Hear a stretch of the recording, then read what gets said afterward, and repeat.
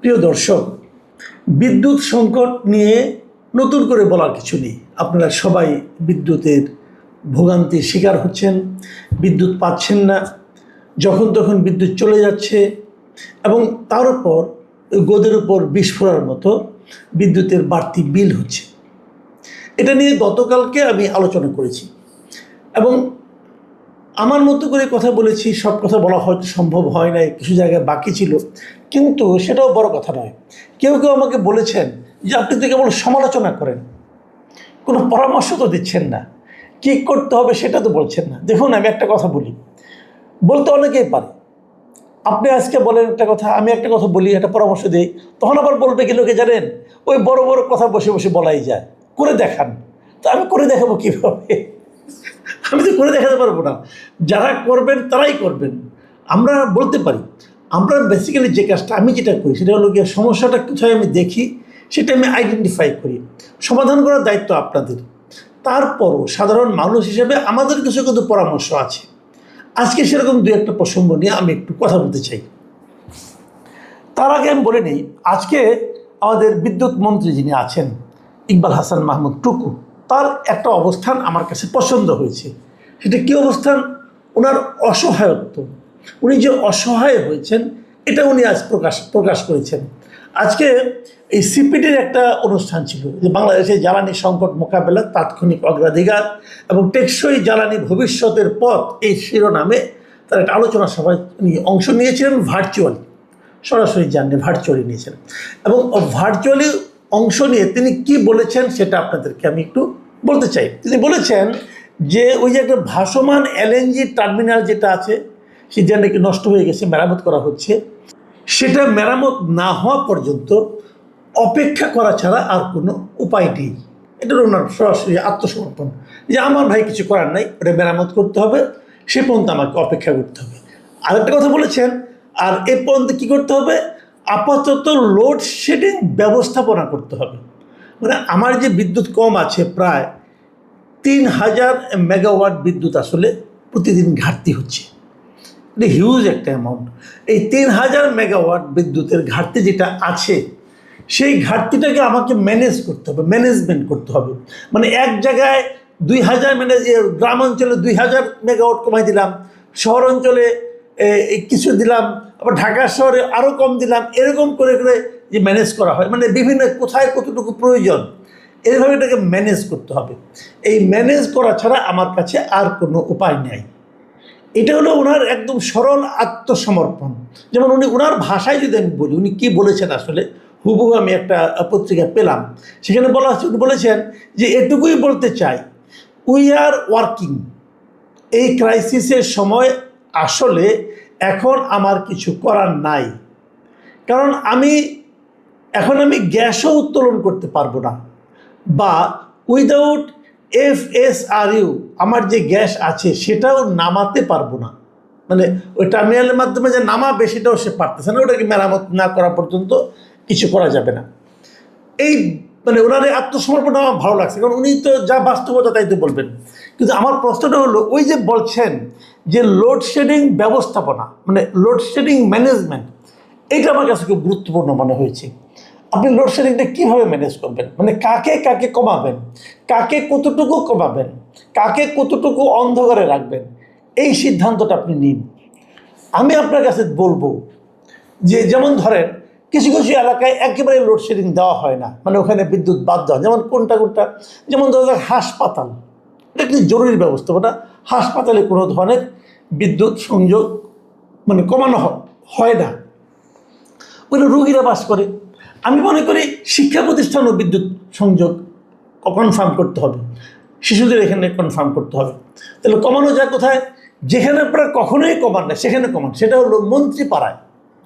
মন্ত্রীদের যে বাড়িঘর আছে, মন্ত্রীদের বাড়িঘর, সচিবদের বাড়িঘর, জয়েন্ট সেক্রেটারি, উপসচিব যারা আছেন, এই যে বড় বড় আমলা, DC, SP যারা আছেন, এদের বাসভবনে বিদ্যুৎ লোডশেডিংয়ের আওতায় আনেন। এদের বাসভবনে কখনোই বিদ্যুৎ যায় না, আপনি নিশ্চিত থাকেন, এরা সবসময় বিদ্যুৎ পান। কিন্তু ওনাদের বাসভবনে লোডশেডিং দিতে হবে, এটা হলো আমার দাবি। কতটুকু দিতে হবে? কৃষকের ঘরে যতটুকু আপনি লোডশেডিং দিচ্ছেন ঠিক ততটুকু লোডশেডিং এখানেও দিতে হবে। কৃষককে যদি আপনি 8 ঘন্টা বিদ্যুৎ না দেন, তাহলে সচিবকেও 8 ঘন্টা বিদ্যুৎ দিবেন না।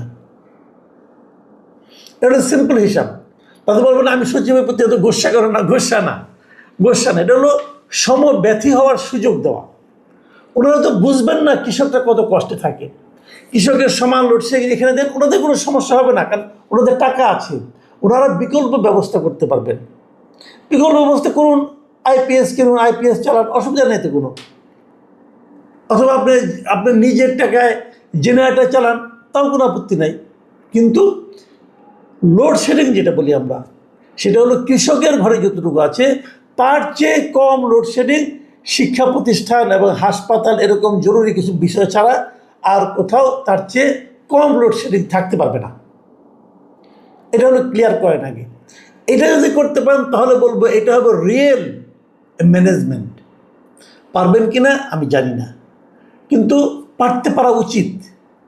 ওটা যদি করতে পারেন কেবল তাহলেই বলবো যে আপনারা জনগণের সরকার কায়েম করতে পেরেছেন। উনি আরও একটা কথা বলেছেন, সে প্রসঙ্গটা আমি পরে আসছি। ওটা একদিন আগে বলেছেন, সেটা একটা বড় প্রসঙ্গ, সেখানে আমি একটু পরে আসছি। তার আগে আরেকটা কথা বলি। সরকার একটা সিদ্ধান্ত নিয়েছে, প্রধানমন্ত্রীর কার্যালয় সহ 5টা সরকারি দপ্তরে সৌর বিদ্যুৎ ব্যবহারের নির্দেশ দেওয়া হয়েছে। দেখুন, আমি মাঝে মাঝে অনেকে আমাকে বলেন আমি কেন প্রধানমন্ত্রী প্রশংসা করি। এটা এই কারণেই করি যে এই ভদ্রলোক কিন্তু কিছু করার চেষ্টা করতেছেন। উনি কি করেছেন, ওনার নিজের কার্যালয়, তার সঙ্গে উনি যুক্ত করেছেন বঙ্গভবন, মন্ত্রিপরিষদ বিভাগ, তারপরে প্রধানমন্ত্রী কার্যালয় তো আছেই, পরিকল্পনা কমিশন, অর্থ বিভাগের দাপ্তরিক কাজে যত বিদ্যুৎ ব্যবহার হয় তার সিংহভাগ সৌর বিদ্যুৎ ব্যবহার করতে হবে। এই অর্ডার কিন্তু প্রধানমন্ত্রী দিয়েছেন। তো এখানে একটা খালি প্রশ্ন আমার, যে সিংহভাগ বলতে আপনি কী বুঝেন? সিংহভাগ মানে অর্ধেকেরও বেশি। তাহলে মিনিমাম 51% বিদ্যুৎ এখানে যা ব্যবহার হয় তার 51% সৌর বিদ্যুৎ থেকে নিতে হবে। 51% নেই, এটা তো খুব জটিল কোনো ব্যাপার না। এই অফিসগুলো তো দিনের বেলায় খোলা থাকে। আমাদের এখানে দিনের বেলা প্রচুর রোদ থাকে, সৌর বিদ্যুতের ব্যবস্থা করেন। এবং এটা করতে বেশি সময় লাগার কথা না। কিন্তু সৌর বিদ্যুৎ এখন আমাদের এখানে যে ব্যবস্থাপনা আছে দেশে, খুব সহজে এটা করা সম্ভব। তো এটা ইমিডিয়েট করা হোক। এবং এটা আমি তো মনে করি এটা করার জন্য কোনো একটা বিভাগকে যারা আছে তাদেরকে আপনি 3 দিনের সময়সীমা বেঁধে দেন, যে 3 দিনের মধ্যে এটা ইমপ্লিমেন্ট করতে হবে। এবং যদি যে না করতে পারবে দায়িত্ববান ব্যক্তিকে জরিমানা সহ মানে একটা শাস্তি সহ বদলি করে দেন, ডিক্লেয়ার করেন। দেখেন 3 দিনের মধ্যে অনেকটা হয়ে যাবে। কারণ এখানেই না, এই সঙ্গে আপনারা বলুন যে প্রত্যেকটা জেলা প্রশাসক সহ উপজেলা নির্বাহী কর্মকর্তা এবং এখানে যত সরকারি অফিস আছে, সরকারি অফিসগুলোর উপর অনেক জায়গা আছে, ওখানে সৌর প্যানেল ইজিলি সেট আপ করা যাবে। এই সব জায়গায় সৌর বিদ্যুৎ চালু করতে হবে। অর্ডার দিয়ে দেন, 3 দিনের মধ্যে দেখবেন অনেকটা কিন্তু লোড ম্যানেজমেন্ট হয়ে যাবে। কারণ আমরা এলএনজিটা নামাতে পারছি না আমাদের টার্মিনালের কারণে। যখন নামবে তখনও কিন্তু বিদ্যুৎটা কিন্তু ক্রাইসিস থেকেই যাবে। কাজে এটা কিন্তু আপনাদেরকে এখন ইমিডিয়েট করতে হবে। প্রধানমন্ত্রী অনেক সিদ্ধান্ত দিচ্ছেন, বাস্তবায়ন তো করতে হবে। বাস্তবায়ন করে দেখান আপনারা চান। আরেকটা কথা বলি, সেই জিনিসটা হলো আমাদের এই জ্বালানি মন্ত্রী একটা কথা বলেছেন, বিদ্যুৎ মন্ত্রী, সেটা একদিন আগে বলেছিলেন যে ব্যাটারি অটো রিক্সা চার্জের কারণে মধ্যরাতে বিদ্যুৎ সংকট অস্বাভাবিক বাড়ছে। এটা একদম একটা মানে জেনুইন কথা। আপনার যে কোনো শহরে, জেলা শহরে, উপজেলা শহরে, রাজধানী শহরে যেখানে আপনি যাবেন দেখবেন পথ যেটা আছে, রাস্তা যেটা আছে শহরের মধ্যে ব্যাটারি চালিত রিক্সায় ভরে গেছে। তো এই ব্যাটারি চালিত প্রতিটা রিক্সার কিন্তু ব্যাটারিকে চার্জ করতে হয়, রাতের বেলায় চার্জ করে। এবং দেখা গেছে যে একটাই ব্যাটারি নাকি চার্জ করতে পারে 90 টাকার মতো লাগে। আমি যতটুকু শুনেছি, সত্য মিথ্যা আমি বলতে পারবো না। তাই যদি হয়, তো এই যে এত বিদ্যুৎ ব্যাটারিগুলো সারা চার্জ হতে থাকে, এই সময় কিন্তু বিদ্যুতের একদম পিক আওয়ার, মানুষ কষ্ট থাকে এই বিদ্যুতের কারণে। তো এই বিদ্যুৎগুলিকে থামাতে হবে। আপনি থামাবেন কীভাবে? তার সঙ্গে আমি যুক্ত করি যে ব্যাটারি চালিত যে রিক্সাগুলো আছে এর দাপট আপনাকে কমাতে হবে। কেন এত বেড়ে গেছে? পৃথিবীতে মনে হয় একমাত্র দেশ বাংলাদেশ, যে দেশের রাজধানী শহরে সবচেয়ে বেশি যে যানবাহনটা চলে, যে যানটা চলে, সেই যানের কোনো রেজিস্ট্রেশন নাই।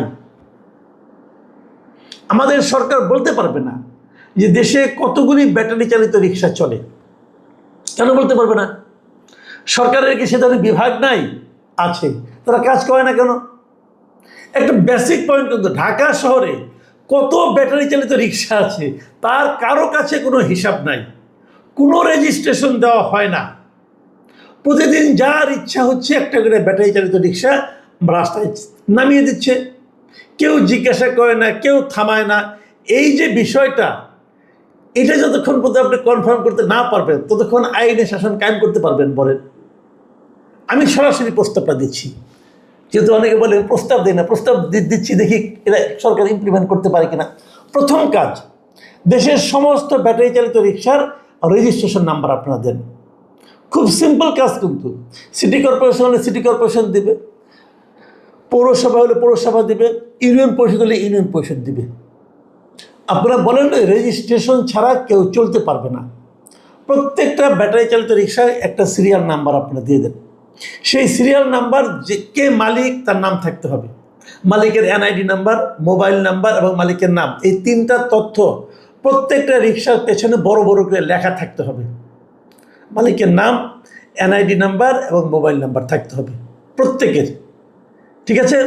আচ্ছা, কেবল তাই না, এগুলি সহ আপনারা রেজিস্ট্রেশন দেবেন। রেজিস্ট্রেশনকে চার্জ দেন, প্রতিটা রিক্সার থেকে 10,000 টাকা রেজিস্ট্রেশন চার্জ দেন। এটা 10,000 টাকা দিয়ে আমি এটা রেজিস্ট্রেশন তোমাকে করতে হবে। তাহলে এই 10,000 টাকা কিন্তু সরকারের ঘরে আসবে, রাজস্ব আসবে। প্রতি মাসে একটা চার্জ দেন, প্রতি মাসে 1,000 টাকা নেন, খুব বেশি টাকা না, এটা 500 টাকা নেন আপনারা। এটাও কিন্তু সরকারের একটা ইনকাম হবে প্রতি মাসে। আচ্ছা, তার সঙ্গে যুক্ত হবে এইটা, এবং সেখানে যখন রেজিস্ট্রেশন আপনি দিবেন সেখানে ওই মালিককে বলতে হবে যে তার এই রিক্সা সে কোন গ্যারেজে রাখে, গ্যারেজের ঠিকানা দিতে হবে। এবং ওই গ্যারেজ সিটি কর্পোরেশন কর্তৃপক্ষ যারা রেজিস্ট্রেশন দিবেন তারা যে চেক করবেন যে সেখানে এই গাড়িগুলোর ব্যাটারি চার্জ করার মতো প্লাগ পয়েন্ট আছে কিনা, মিটার আছে কিনা। এই মিটারটা আলাদা মিটার হতে হবে, বাড়ির মিটারে চলবে না। গ্যারেজের মিটার, মানে ব্যাটারি চালিত রিক্সার জন্য আলাদা একটা মিটার থাকতে হবে। তাহলে বিদ্যুৎটা চুরি করার কোনো সুযোগ থাকবে না। তারপরে যে কথা, রিক্সাগুলোকে 2 ভাগে ভাগ করেন, সমস্ত রিক্সাগুলিকে 2টা রং করে দেন, একটা লাল রং, একটা হলো সবুজ রং। সিম্পল। যদি 100টা রিক্সা থাকে তাহলে 50টা লাল রং, 50টা সবুজ রং। এবং বলে দেন যে যেদিন লাল রঙের রিক্সা রাস্তায় নামবে সেদিন সবুজ রঙের রিক্সা নামতে পারবে না। তার মানে যদি মাসের 1 তারিখে লাল রং নামে, 2 তারিখে সবুজ রং নামবে, 2 তারিখে লাল রঙের রিক্সা নামতে পারবে না।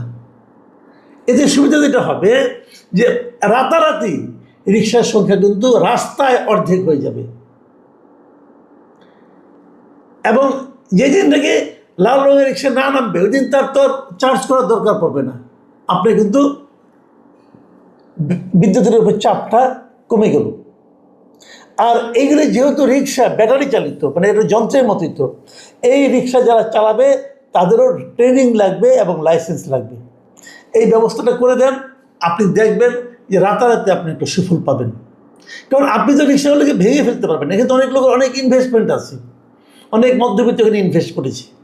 কাজেই এগুলিকে আপনি একটা সিস্টেমের মধ্যে নিয়ে আসেন। সুশাসন এটাকে বলে যে যত সমস্যাগুলি আছে সমস্যাগুলিকে আপনি একটা নিয়মের মধ্যে নিয়ে আসেন, তাহলেই কিন্তু আপনি ধরতে পারবেন, নাহলে ধরতে পারবেন না ভাই।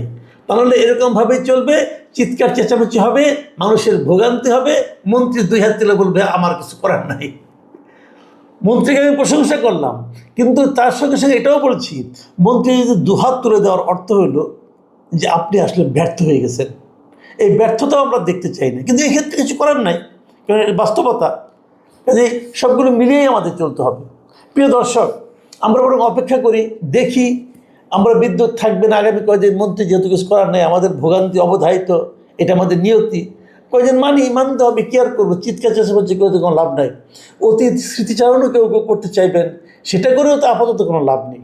দেখা যাক ভবিষ্যতে কী হয়। এখন এ পর্যন্তই। আল্লাহ হাফিজ।